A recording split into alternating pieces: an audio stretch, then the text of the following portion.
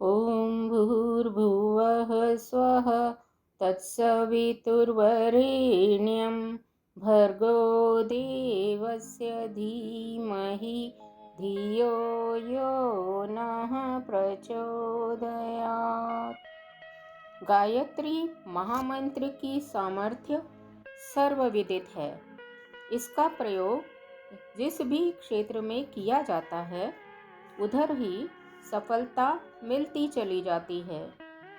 एक ओर जहाँ इस छोटे से आदि मंत्र में वह ज्ञान, प्रकाश और प्रेरणा भरी है जिससे अज्ञान, अंधकार और अभाव को दूर किया जा सकता है, और अंतर्निहित सूक्ष्म शक्ति केंद्रों को जागृत करके एक ऐसी मनोभूमि तैयार की जा सकती है जिस पर ईश्वरीय सत्ता केंद्रीभूत होने के लिए अपना आसन लगाने की स्वीकृति प्रदान करती है। वहीं दूसरी ओर यह वह विज्ञान और विद्या है जिससे शक्ति का उद्भव होता है, प्राण शक्ति बढ़ती है और दीर्घ आयुष प्राप्त होता है। अथर्ववेद में स्पष्ट उल्लेख है कि यह आयु, प्राण शक्ति, कीर्ति, धन और ब्रह्म तेज प्रदान करने वाला है। मंत्र जप का लाभ मानसिक ओजस्विता, बौद्धिक प्रखरता, आत्मिक वर्चस्व के रूप में तो मिलता ही है। आरोग्य प्राप्ति, आयु वृद्धि, विपत्ति निवारण जैसी अगणित भौतिक उपलब्धियां भी इसकी विशेषता हैं। गायत्री महामंत्र का बार बार लयबद्ध उच्चारण करने से मानवी मन, मस्तिष्क एवं हृदय असाधारण रूप से प्रभावित होते हैं। गायत्री मंत्र के उच्चारण से सूक्ष्म शरीर का सितार 24 स्थानों से झंकृत होता है और उससे एक ऐसी स्वर लहरी उत्पन्न होती है जिसका प्रभाव अदृश्य जगत के महत्वपूर्ण तत्वों पर पड़ता है। गायत्री महामंत्र की शब्दावली ही ऐसे चुने हुए श्रृंखलाबद्ध शब्दों से बनाई गई है जो क्रम और गुंफन की विशेषता के कारण उच्चारणकर्ता के शरीर, मन और अंतराल के अतिरिक्त दृश्य अदृश्य जगत में अपने ढंग का एक अद्भुत एवं विशिष्ट शक्ति प्रवाह उत्पन्न करती हैं। विज्ञानवेत्ताओं ने शब्द विज्ञान, ध्वनि विज्ञान पर अनेकों प्रयोग और प्रशिक्षण किए हैं और अनेकों प्रत्यक्ष चमत्कार प्रस्तुत किए हैं। उनके अनुसार मंत्र जप से हृदय और मस्तिष्क विशेष रूप से प्रभावित होते हैं। नियत समय पर प्रतिदिन नियमित रूप से जप करते रहने पर क्रमशः मानसिक एवं आत्मिक शक्तियों का उद्भव होता है। प्राण शक्ति का अभिवर्धन, आरोग्य प्राप्ति एवं दीर्घ आयुष्य जैसे भौतिक लाभ तो इसके सहज परिणाम हैं। मानवीय काया में संजीवनी शक्ति, प्राण शक्ति की घट बढ़ होने पर ही शारीरिक एवं मानसिक संतुलन गड़बड़ाता है और अनेक व्याधियां आकर धर दबोचती हैं। चिकित्सा विज्ञानी इसका उपचार अपने ढंग से करते हैं तो योग विज्ञानी प्राणायाम परक अनेक विधाओं द्वारा इसकी पूर्ति करने का मार्ग सुझाते हैं। गायत्री महामंत्र का जप इस आवश्यकता की पूर्ति आसानी से कर देता है। यह प्रक्रिया हानि रहित भी है और निरापद भी।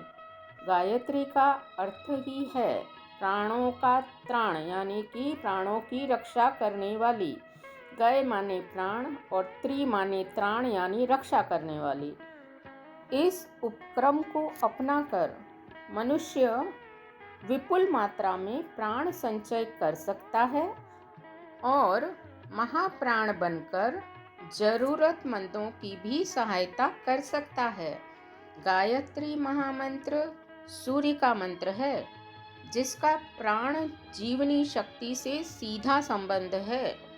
यह अपने उपासक जपकर्ता को सर्वप्रथम आयु अर्थात दीर्घायुष्य प्रदान करती है और प्राणवान बनाती है।